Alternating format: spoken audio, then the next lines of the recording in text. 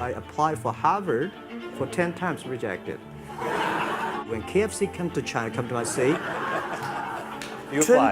24 people went for the job. 23 people were accepted. I was the only one guy.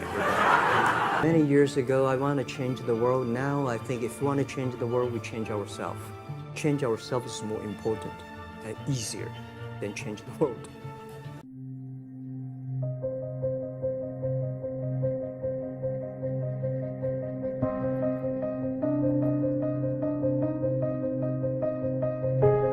I did not have a rich father. Not from, well-educated. I said I tried 3 times for university. All failed. I applied for Harvard for 10 times. All failed. They don't even want to see me.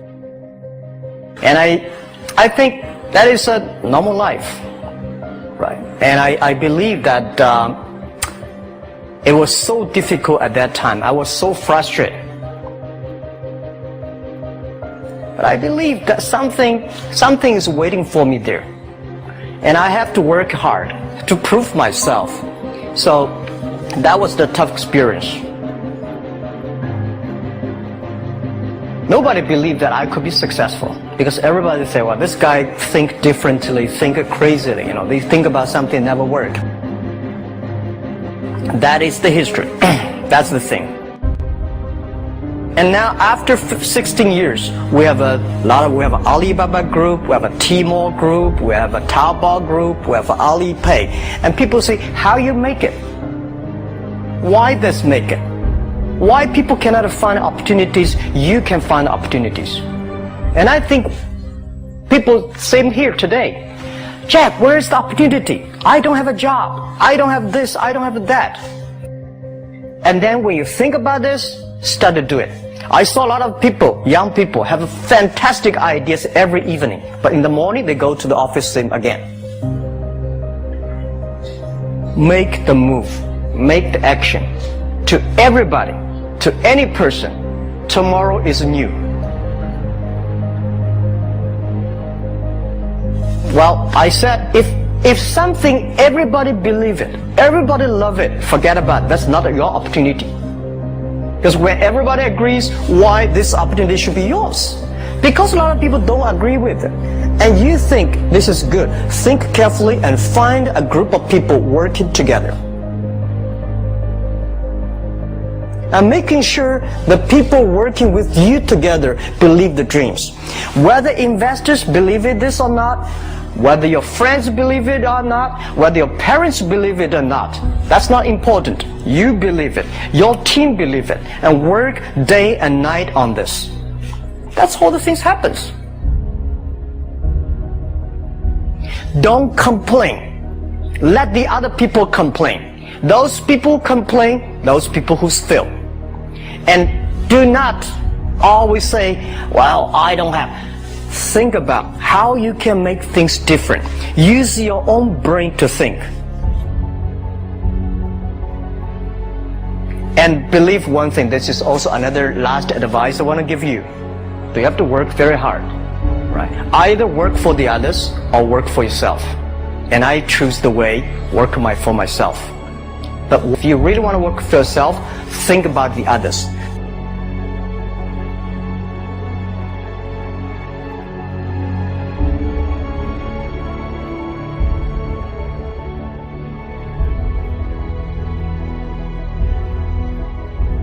We should open things up, Jack, to the audience in general. Okay. For questions. There's a microphone coming around, and this is one where whoever has the mic has the floor, but we'll move the microphone around as quickly as possible. Ken, Jack, thank you. My question is, Jack, one of your former colleagues, Porter Arisman, said that you consider yourself more of an artist than a businessman. Even with Alibaba's size now, do you still consider yourself an artist? And if so, what do you sort of mean by that as an artist? Yeah, I was talking to somebody yesterday. I say I consider myself an artist. It's like orchestra symphony. That it's some artists just paint him alone, but I I think Alibaba.com, Tmall.com, Alipay to me is a piece of art. But it's not done by me, by 34,000 people, together with millions of the users. So it's the art. It's something nobody can copy. It's something that do anything to making sure that users are happy. So it's not like making money. If you think about making money, I would say it's too boring sometimes when you only think about making money. Well, but can I just do a thank you for great advice to me and to the others about but I would give you 3 tips for what I would giving you, and I think about it. First, as a small business, try to learn as many mistakes as possible from the others. Don't learn from the successful stories. Absolutely. It's so deep. The MBA teaches successful cases, but we should learn failure stories, why people fail. Because a lot of people fail, they have the same reasons. If you know why people fail and you learn that, you make progress. And second is that always do not learn from Bill Gates and Jack Ma. Learn from the people next door neighbor. He does the same thing, but he does much better. Why is that? When I was 10, 15 years ago, I always said, oh my God, Bill Gates is so good. And the more I read about it, the more I disappointed. So how can I be there? And then I see, okay, this guy do the same thing. Why he can do better? Right? So that improved that. And the third, I absolutely agree with Ken's, that anybody, my philosophy is repair the roof while it is still sunshine. When the company is good, change the company. When the company is in trouble, be careful. Don't move. Making sure that waiting for the terrible day go up. Just like if the storm comes, don't go up and repair the roof. You will be destroyed. So that's every time when I feel something good, when my people say, our team say, wow, we have a wonderful year, I know that's the signal we have to change.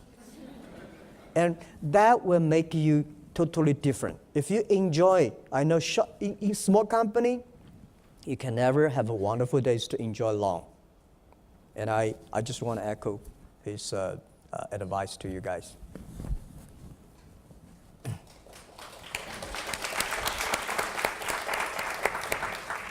We have a microphone, That's one there. right? Hello, my name is Dicky. I'm from China, Hangzhou. Hometown. I have a mission today. One of my friends wanted me to tell you that she is also a woman behind you. Thank you. Okay, so I got my question. We all know, like, as a standpoint of a global business, American business, we all know that Chinese market is very special. It's so different. So, question for Alibaba.com. What do you think Alibaba.com can help American business or global business to conquer the fear of Chinese market is so different? So my question is, we all know it's like our business or the American business will also have the question, Chinese market is a very different market, need to be customized and specialist. What do you think that Alibaba.com can help customize the international business? First, any market is special and different. There's no market that is the same. I think in New York and Chicago may be different. China definitely be different. But doing business the same. Focus on create value for your customers. Focus on customers rather than competitors. If you go to China someday, people say, well, I have a good relationship with the government. Forget about that. If this guy say, I have a good relationship with the customers, and I understand how to serve customer better, he's your partner. And you should have patience. Because Alibaba was not built today. It was the dream 16 years ago in our apartment. In the past 16 years, we never changed our focus. Just to try to making sure the small business we serve, they're good, they are happy, they are easier. So anywhere you go, people say, well, there's no successful American internet companies in China. Well, Internet grows so fast. Everybody wants to be successful within 24 months or maybe 2 weeks. It's impossible. Good business always takes a long time. American Express, 165 years old. Alibaba, 15 years, today succeed. I don't know. Maybe next year we're in trouble. Maybe next week we're in trouble. So we'll be very careful. The only people support you, not your shareholder, not the government. It's your customers. It's your people, your employees. So everywhere in the world, the same. Focus on your customer. Focus on making your employees happy. And focus on integrity to everything that you promised and committed. That is the only thing. Everywhere into the business is the same. My advice. You know, I think, Jack, one of the things that we talk about in our, what we call the service profit chain, is you've got to have strong focus on your employees. They have to be engaged. They have to be passionate. They have to believe. You've got to have that customer first focus, and then the shareholders will benefit. The only thing that I would add to Jack's point that I think is very, very important increasingly, if we're going to be more nimble, we actually have to have the ability, small, medium, and large, to figure out how to partner in a more effective and flexible and quick way. Because the days of any company, any size, being able to do all of this on their own is really impossible. And the internet has provided a tremendous opportunity, irrespective of size. Anyone can be empowered if they understand how to use it. And part of using it is to understand how to partner. Yeah. Yes. Thanks for today. This has all been very inspiring. Just wondering, I'd love to hear y'all's advice when it comes to small businesses wanting to expand their products or their services to new audiences. I think, again, I'd start off the way Jack answered the question. I think what's most important is that you're not expanding just for the sake of expanding. That you have a value proposition that you think is something that's going to make a difference in that customer's life or for their business. And that it's something that is differentiated, that it's something that people can be excited about. And if you're convinced of that, then you should offer that product or service, because the mistake that some companies make is they say, I'm only going to focus on this one or two product, and I'm only going to focus on this customer segment. We've had this debate in our company. On one level, we have a Centurion card going to our most affluent customer, and then we have a product called Bluebird, a prepaid card. And people have said to me, how does this coexist? Well, it coexists because the value proposition is meaningful and powerful to that segment. So if you start off always customer first, what's the value proposition? Will it make a meaningful difference?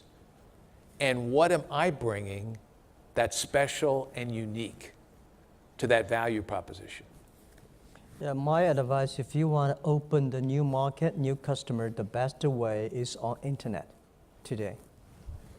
Because I give you, agree with what Ken. First, you should create something you believe, you think so good, you think you can make unique, and then test it on internet. Absolutely. I had some testing about 5 years ago just for fun on it. I said, I have a great idea, and I want to looking for those people can tell me how the fly thinks, the bee, the bees, how the fly thinks. It's a stupid question. And I have another question, say, in the China, the Yarrow River, the water is so dirty. How fish can see each other? How can they make girlfriends and boyfriends? I have no idea. And I put that and say, I have this idea. Anybody want to discuss? And please come to my some hotel, that room next Thursday. 50 people came. That means if you're really passionate for something, the world is so big. There are people coming. So internet, because today if you go to Chicago, you have ideas, and you cannot go to New York looking for this new customer. But the internet, you're testing. Absolutely. I have another customer, very interesting. It's a young student. He's prepared for testing in the summer. The mosquito came. So he catch the mosquito, make the samples, and start the auction sale online, $5 for each pair. And then people said, wow, it's interesting. So he ordered hundreds of orders following. He said, I can't finish catching the mosquitoes. For 3 years, he still cannot finish that. You know, the internet giving a lot of innovative ideas. Looking for new customers and partners and things. So move online. Yeah, move online. You know, to Jack's point, as we were talking earlier today, in the analog world, you'd have to, the time is there. The playing field is leveled with the internet because it doesn't matter whether you're a small, big, medium size, who has the best ideas. Yeah. And the internet then provides you the capabilities where you can act on those in a very powerful way. Yeah, I think that to you because you're a small business in this area, to you know, I know this product for years, everybody know, but online, maybe it's so curious for the others, so new to the others. People start to buy and order online, right? My family ordered some bamboo shoots from a farmer 5 years ago. My wife loved the bamboo shoots, so she said, I ordered that, and the farmer said, I only have 2 kilos. So my wife said, can you sell 20 kilos? I can distribute my friends. This guy said, I only plant in my own bamboo, only 2 kilos. And last year, that guy sells like 2 tons of bamboo shoots because he collected all because the demanding make that guy start looking for more supplies. So testing that. Yeah. Thank you. Okay, first of all, I'd like to thank you for the opportunity. And as both of you have mentioned, it's very important for a business or just the global commerce to have people who are looking towards the future, who have vision. And we all know that no one can live forever. So even though there are many great leaders right now who have vision, but how are you going to help educate the future generation to have these people who will carry on the vision? Well, I think nobody can survive, but if you want to survive long, trust the young people. Rely on the young people, training them, develop them. And people in my apartment for 18 founders, the other 7 people, they said, every time, Jack, from the morning, wake up, you talk about value, mission, vision, and when we go to bed, you talk about vision, value. So every day, so for years, these people came out to talk like me. I remember 7 years ago, I was invited to speak in America, talking about my business, and I talk about the value, the mission, the vision. There's a guy called David Wong. He's sitting there. He works for Fortune 500. He said, this is a crazy guy. Because China, nobody will believe the value, mission, vision, and especially internet, everybody wants speed and quick, no value, vision. So I said, Mr. Wong, someday if you come to Hangzhou, come to my company. So a year later, he came to my company, spent a few days. The day we left, he said, Jack, I know you are crazy, but I found there are 100 crazy people like you in your company. That's the leader's job. That making sure the people joining your company, whether young, old, women or men, they do not believe in you. They believe in the mission, the vision, and the value that you believe. Making sure they follow it. And then they become the behavior. And then it will go on. And talk, and giving them chance, giving them the chance to make mistakes. Listen to them, respect them. I think that's the only way to go. Because nobody can survive forever. If the company want to go on, the company want to survive with vision, with the value, make sure the young people, making sure they follow not follow you, follow the vision mission, and value. That's what I believe. Yeah, I would agree fully with what Jack said, because certainly for American Express, over 165 years, those values have been constant. The leadership has changed. And we've had vivid examples where when we did not have the right leadership, and that leadership did not adhere to those values, the company stumbled and really lost its place. I think secondly, what's very important is informally in your organization is what are you doing relative to feedback every single day? Because people take their direction not just from the top, but they take it across the organization. So you need to make those values come to life. And that's the responsibility of everyone in the company. One of the points that I make is leadership is not based on hierarchy. It's based on character and competence and the followership that you're able to build. And if you have people in your organization that recognize that part of their job is to lead, you're going to do incredibly well as an organization.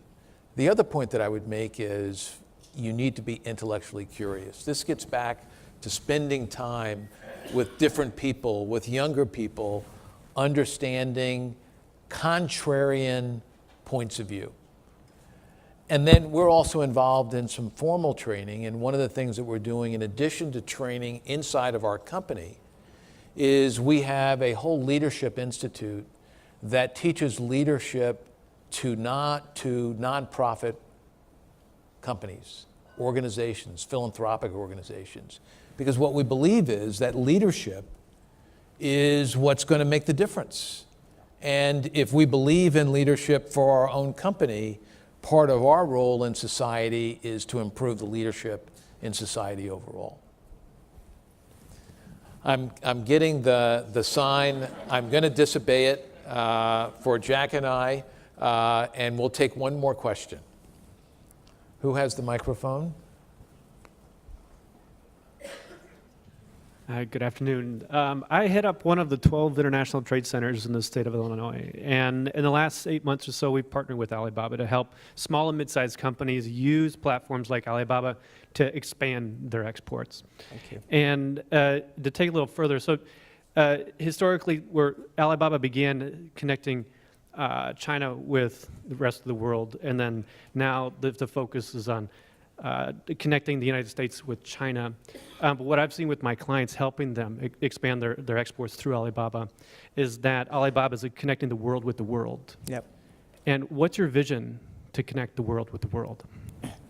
Yeah, I think the next 10, 20 years, we want to connect the world to, our internal goal is that among the $1 trillion US sales, we want 40% from outside China. Not because we want the money, because we want to help the global small business cross. I think the advice I want to give you that I find a lot of SMEs good with the passion, but I hate to see those people, this eyes with the US dollar, this eyes with the euros, and talk like English pounds. When you talk about the money, nobody want to make friends with you. If you don't have any friends, you will not make a fortune. So people, when I talk about $1 trillion, it's not about the revenue. It's about the responsibility. It's about the mission that we want to club.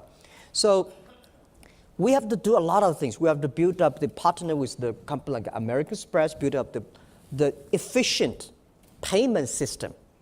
We should leverage and work with all the logistics companies globally, so making sure they can deliver and receive products efficient. We should design a system that is fair and transparent for every business. We should working with the government to lower the tax of import tax for every nation. My suggestion is that, for example, if a USA small business sell to China less than $1 million every year, should have a China tax-free. China sell 1 million to USA, should under 1 million should tax, free. In that kind of, we can encourage the global small business, sell things across the board, create jobs. So a lot of things to be done. And I think every small business, no matter how big your dream is, you have to do today, now, little by little. If everything can be done very quickly next year, if you want to be successful tomorrow, why you have the opportunity? So we know we have to survive, do little by little. And I think in 10 years, we will make it. We'll make 2 billion consumers to shopping online. We will helping small business. We want to help Philippine guys sell to Norway. Norway smoked salmon can be sold to Argentina. Argentina can do in Africa. These are the platform we want to build up. And we have to build up with the partners, not ourselves alone. And especially with your support, this thing can be done. Right? It's not like I have an idea and then I want to, it's the customer number one. If the small business don't want it, if the consumers don't want it, if your employees not creative enough, efficient enough, it's not about money, it's not about shareholders. So that's what I believe. So I would end this by